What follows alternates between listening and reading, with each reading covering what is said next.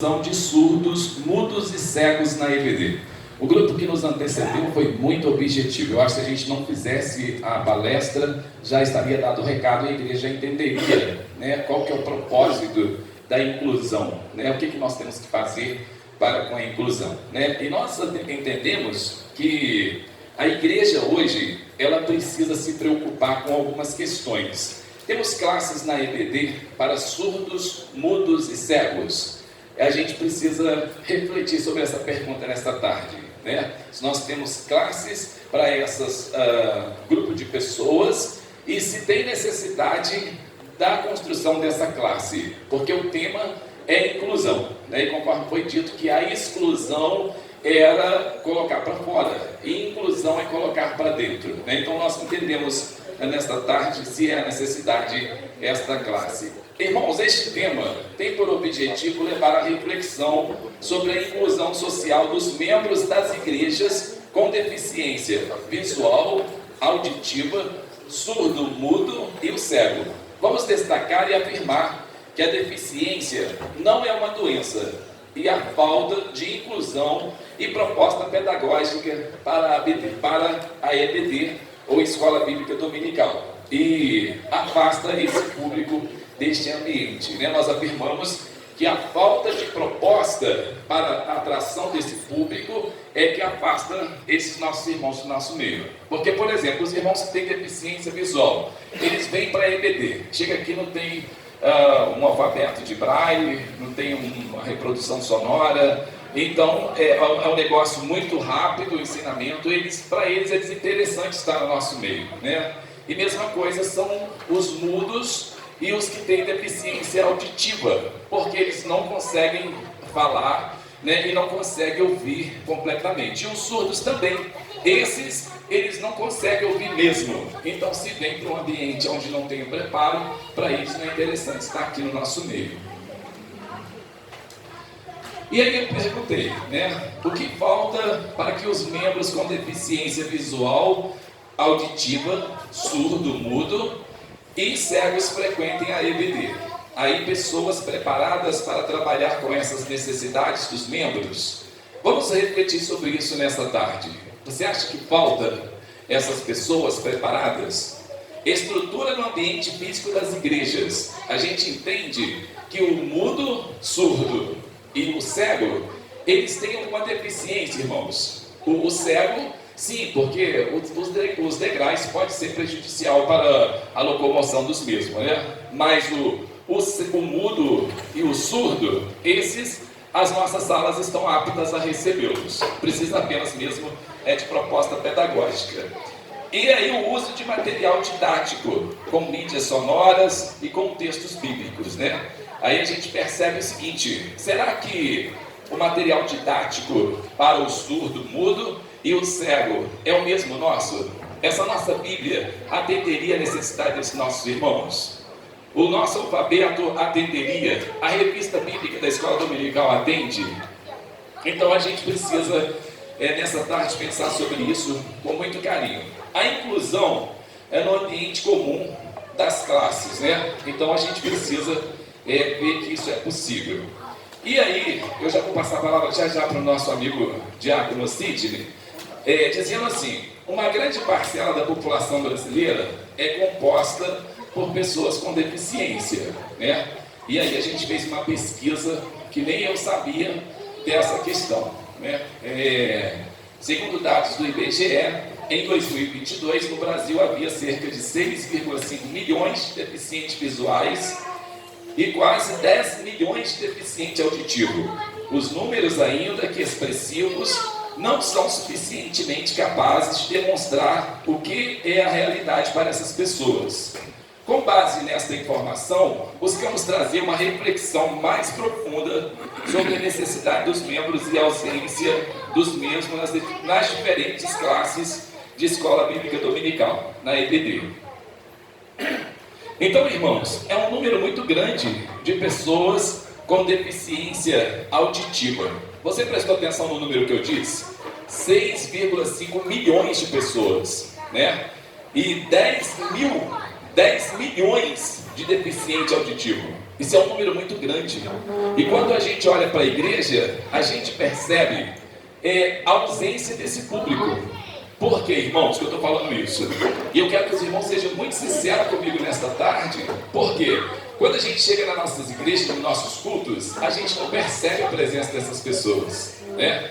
Eu conheço um casal de cego e conheço alguns surdos, mas a gente não percebe um número maciço. 6,5 milhões e 10 milhões é muita gente, né?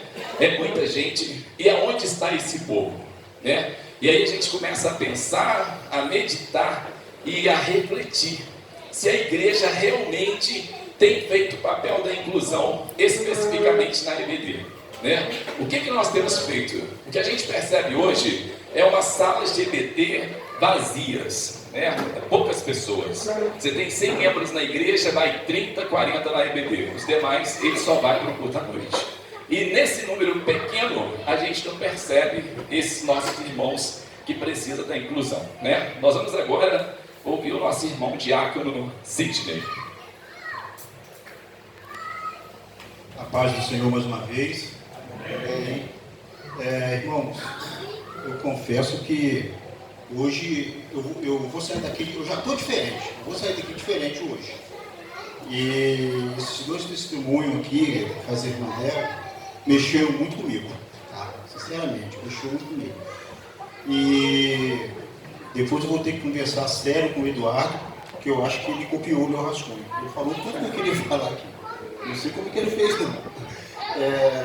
Então, irmãos, felizmente a gente, como a irmã falou aqui, eu pensava que eu estava inteirado nesses assuntos, mas eu percebo que não estava. Até mesmo com meus colegas aqui de seminário, nós apresentamos um pouquinho lá na sala de seminário, mas foi uma coisa assim muito rápida. Aqui eu fiquei surpreendido com todas as oratórias, todas as retóricas que foram faladas aqui dos meus colegas, e me impactou muito, sinceramente me impactou muito. Isso nós vemos o quanto nós estamos de uma maneira geral, nós estamos despreparados para lidar com todas as situações. Eu tenho um sobrinho que hoje ele tem 26 anos, tem síndrome vital, e o grau dele é avançadíssimo. E a minha irmã lutou muito com essa situação também. Então vamos aqui dar sequência. Aqui eu não vou ser muito específico, porque o horário também já nos ajuda mais, vou ser bem breve. Certo. Então eu vou ser bem breve por causa do tempo. O alfabeto hebraico é uma das principais didáticas usadas nos meios pedagógicos para o ensino e aprendizagem dos cegos. Além deste material, também é usado mídia sonora para a produção de textos bíblicos e material didático. Eu teria muito o que falar sobre isso, mas infelizmente não vai ter como, né, irmãos? Nós vemos que é complicado aí toda essa situação, tá? Então vou dar sequência aqui, os irmãos não reparem de falar muito, porque agora eu já estou contra o relógio. As classes existentes na EBD atual. Em rápida observação, as classes de EBD atualmente são compostas por classes de varões, mulheres, jovens, adolescentes e crianças. Então nós vemos aqui na foto aqui, classes comuns, classes normais. Então o que a gente pensa? Eu já cheguei a achar, eu já pensei que teria que realmente criar um espaço especial para esses nossos irmãos. Mas não é desse jeito. Temos que trazer para a nossa classe mesmo, para a nossa classe comum. O que falta, já foi falado aqui também, são pessoas verdadeiramente preparadas, tá? Professores, mas às vezes os professores em si também não têm assim culpa, porque isso tem que partir realmente da liderança maior, tá? E talvez, infelizmente, hoje a grande parte da nossa liderança também não estão inteirados com isso que nós estamos falando aqui hoje. Então a gente vê que é uma engrenagem, né? E aqui nós percebemos, irmãos, que verdadeiramente nós precisamos mudar o nosso conceito.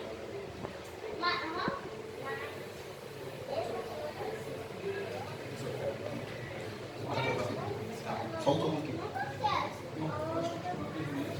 Tá ok. Então, irmão, concluindo aqui, nós vemos aqui falta de sala de inclusão, tá? E, infelizmente, irmãos, a gente tem até mesmo que trazer tudo isso que nós estamos falando aqui, até mesmo pelo lado espiritual. Nós precisamos orar mais, pedir mais direção do Espírito Santo, pedir mais ajuda do Espírito Santo, para que abençoe nossas mentes, ilumine nossas mentes, para que nós possamos achar solução, para que nós resolvemos todas essas coisas. Amém? Devolvo aqui a palavra para o meu colega. Pedro, meus irmãos, nós agora gostaríamos de convidar o nosso irmão seminarista João e também a nossa irmã seminarista Gislaine, não é isso? Para a nossa entrevista, vamos fazer um bate-papo. Eu não estou entendendo. Passar os slides, tem um negócio aqui. Então, agora a gente vai dar uma estacionada aqui, depois a gente vai lá para a conclusão, tá bom? Agora é a participação do João juntamente conosco. João, boa tarde, a paz do Senhor Jesus. Se você quiser colocar de pé aqui na frente, tá bom?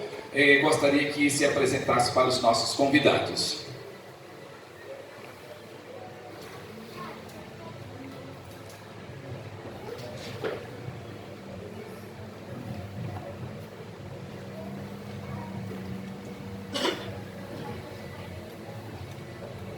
Amém? Meus irmãos, esse é o nosso amigo João, nosso seminarista. A primeira pergunta que eu gostaria de dizer é...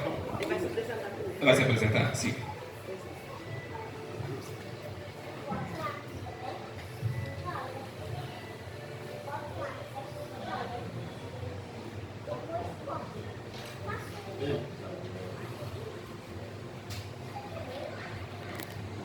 Quem entendeu o que eu falei?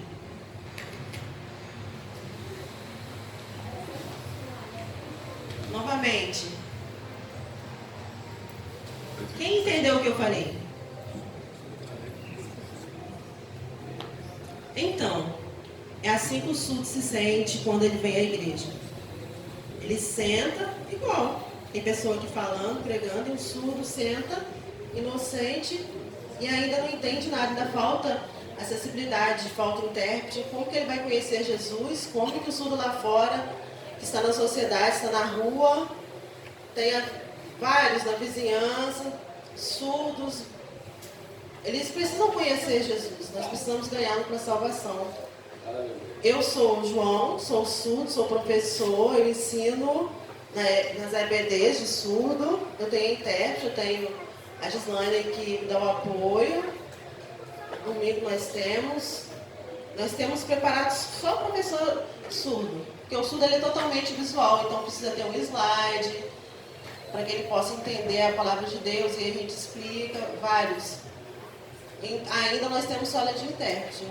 Então no louvor o surdo ele sente, ele troca, o surdo no louvor ele que vai louvar, ele é visual e ele sente, é na linguagem própria dele.